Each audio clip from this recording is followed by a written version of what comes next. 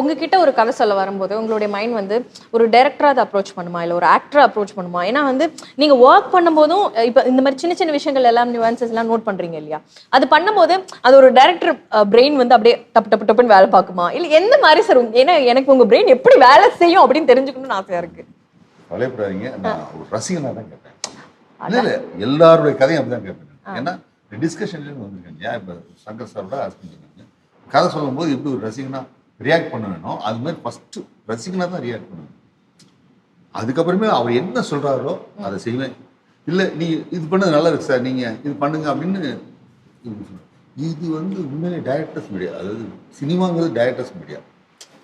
அது வந்து அவங்க வந்து நல்லா இப்போ இவ்வளோ பாராட்டோ இவ்வளோ ஒரு சொல்கிறீங்களே, நீங்கள் க்யூட்டாக இருக்கீங்க கீட்டாக இருக்கீங்க. என்ன ஒருத்தர் நந்தங்கிற படத்தில்